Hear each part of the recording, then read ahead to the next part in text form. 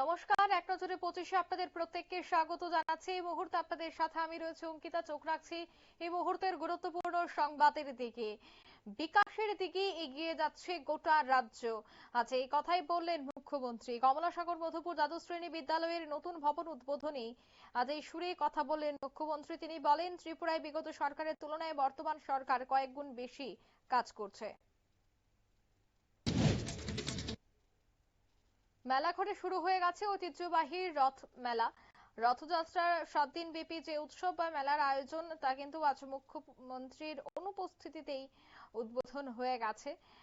বিধায়ক বিন্দু দেবনাথের উপস্থিতিতে অনুষ্ঠানে প্রধান অতিথি হিসেবে উপস্থিত ছিলেন তাফাজ্জল হোসেন। এছাড়া সাম্প্রদায়িক সম্প্রীতির বার্তা দেন প্রত্যেকেই। উৎসবে উপস্থিত ছিলেন জেলা শাসক, মহকুমা শাসক, এমডিসি এবং বিভিন্ন বিশিষ্টজনেরা।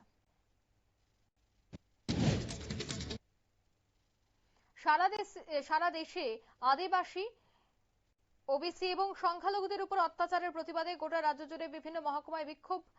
কংগ্রেস কর্মী সমর্থকদের আজ বিক্ষোভ কর্মসূচি দেখা যায় রাজধানী আগরতলাতেও। বিধায়ক সুদীপ রায় বর্মনের আবাসনে ভাঙচুরকে নিন্দা জানিয়ে এবং আইন শৃঙ্খলার অবনতি, অরাজকতার অভিযোগ তুলে আগরতলা শহরে চলে কংগ্রেসের বিক্ষোভ কর্মসূচি। রাজ্য জুড়ে শুরু হয়ে গেছে দুর্গা উৎসবের প্রস্তুতি। আগরতলা ফ্লাওয়ার্স ক্লাবের শারদীয় দুর্গা উৎসবের থিম আনুষ্ঠানিক উদ্বোধন করল রাজ্যসভার সাংসদ রাজীব ভট্টাচার্য। এবার তাদের পুজোর থিম হলো তিরুপতি মন্দির। প্রায় 60 থেকে 65 লক্ষ টাকা ব্যয় করে তৈরি করা হবে মূর্তি এবং মণ্ডপ।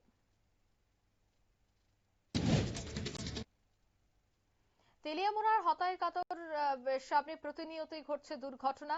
আবারও দেখা গেল একটি ছোট গাড়ি এবং অটো রিকশার মুখোমুখি সংঘর্ষে গুরুতর আহত হয়েছেন 3 জন যাত্রী। আহতদের তেলিয়ামুড়া মহকুমা হাসপাতালে ভর্তি করানো হয় এবং সেখান থেকে তাদেরকে রেফার করা হয় জিবি হাসপাতালে, এমনটাই জানা গেছে। আগরতলা মাস্টারপাড়া এলাকায়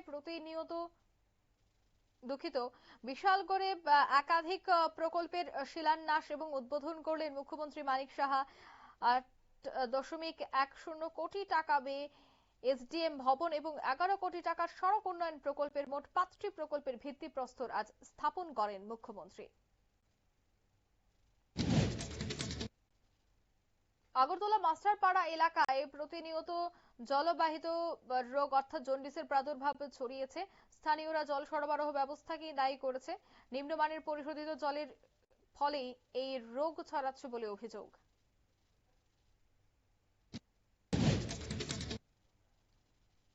আগরতলার 5টি স্থানে আজ বিশেষ অভিযান চালায় ট্রাফিক।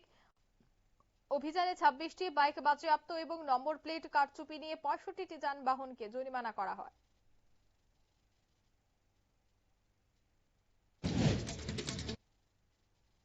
তেলিয়ামুড়া মাইগঙ্গা এলাকায় শিশু এবং স্ত্রীকে ধারালো অস্ত্র দিয়ে কুপিয়ে গুরুতর আহত করলো এক ব্যক্তি। আহতদের তেলিয়ামুড়া হাসপাতাল থেকে জিবি হাসপাতালে রেফার করা হয়েছে।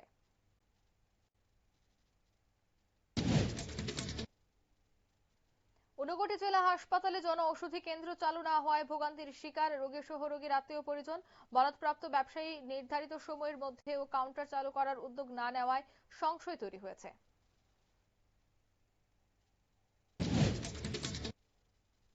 মোহনপুরের এনসি পাড়ায় বিদ্যুৎ নেই প্রায় 3 মাস যাবৎ। বিদ্যুৎ সমস্যায় তারা জর্জরিত এবং অভিযোগ রয়েছে যে দীর্ঘ 3 মাস যাবৎ তারা এই বিষয়টা নিয়ে বারবার অভিযোগ জানালেও সংশ্লিষ্ট দপ্তরের পক্ষ থেকে কোনো ধরনের পদক্ষেপ গ্রহণ করা হচ্ছে না।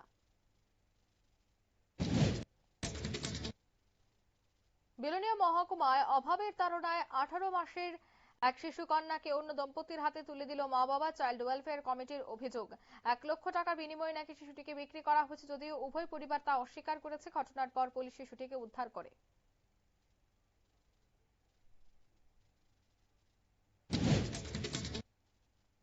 শীঘ্রই শুরু হচ্ছে অমরনাথ যাত্রা,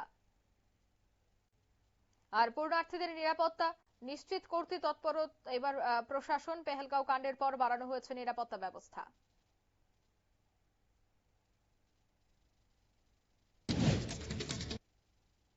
আইনজীবীদের সরাসরি সমন পাঠানো যাবে না, এক জনস্বার্থ মামলায় এমনই এক পর্যবেক্ষণ দিল সুপ্রিম কোর্ট। গুজরাট পুলিশের এক সমনের প্রেক্ষিতে বিচারপতি বিশ্বনাথন এবং কোটেশ্বর সিংহকে বেঞ্চ মামলাটি গ্রহণ করেছে। হুমায়ুন বিশ্ববিদ্যালয়ের অনুষ্ঠানে আচমকা অসুস্থ হয়ে পড়লেন উপরাষ্ট্রপতি জগদীপ ধনখড়। আবেগপ্রবণ মুহূর্তে অজ্ঞান হয়ে বন্ধুর কাঁধে পড়ে যান তিনি। পরে তাকে নৈনিতালের রাজভবনে নিয়ে যাওয়া হয়। 22 বছর পর অবৈধ ভোটারদের তালিকা থেকে বাদ দিতে উদ্যোগী হয় নির্বাচন কমিশন। ভোটার তালিকায় ভিন দেশিদের নাম কাটতে এবং নতুন ভোটারদের জন্মপত্র বাধ্যতামূলক করেছে কমিশন। উত্তরাখণ্ডের রুদ্রপ্রয়াগে আবারও বাস দুর্ঘটনা। আর এই বাস দুর্ঘটনার জেরে দেখা গেছে যে বেশ কয়েকজন গুরুতর আহত হয়েছে। অন্যদিকে উত্তরাখণ্ডের আলকা নদীতে বাস উল্টে মৃত্যু হয়েছে 3 জনের, এখনো পর্যন্ত আপডেট।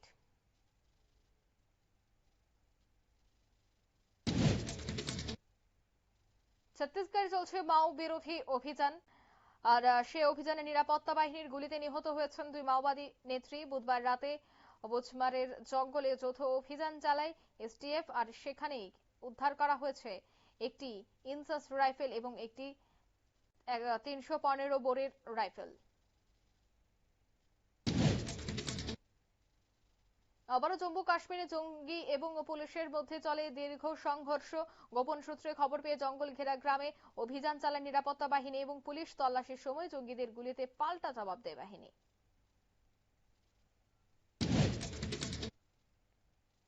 হিমাচল সিমলা সহ বেশ কয়েকটি জেলায় ধস নেমেছে। তবে হরপ্পা বানের সতর্কতা জারি করেছে মৌসম ভবন। কুল্লুতে ধস এবং বৃষ্টির কারণে প্রায় 2000 পর্যটক আটকে পড়েছেন।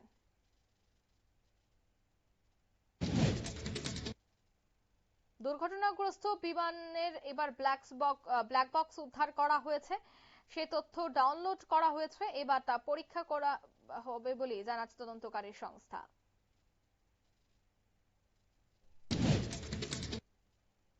জঙ্গি কার্যকলাপের হদিশ পেতে 3 রাজ্যে তল্লাশি অভিযানের নামে জাতীয় তদন্তকারী সংস্থা এনআইএ। তদন্তকারী সংস্থা সূত্রের খবর, 3 রাজ্যের পুলিশকে নিয়ে পাঞ্জাবে 9টি, হরিয়ানায় 7টি এবং উত্তরপ্রদেশে 2টি জায়গায় মিলিয়ে মোট 8টি জায়গায় তল্লাশি অভিযান শুরু করেছে এনআইএ। আমেরিকার গালে জোরে থাপ্পড় মারে ইরান। বৃহস্পতিবার সমাজ মাধ্যমে এই বার্তা দিলেন ইরানের সর্বোচ্চ নেতা আয়াতুল্লাহ আলী খামেনি।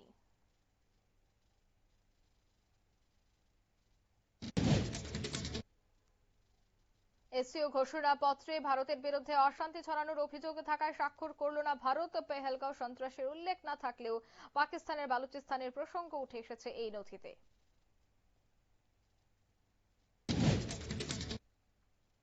ইউক্রেনের সাথে যুদ্ধবিরতির শর্ত নিয়ে মার্কিন প্রেসিডেন্ট ডোনাল্ড ট্রাম্প এর সঙ্গে বৈঠক বসতে পারেন রাশিয়ার প্রেসিডেন্ট ভ্লাদিমির পুতিন।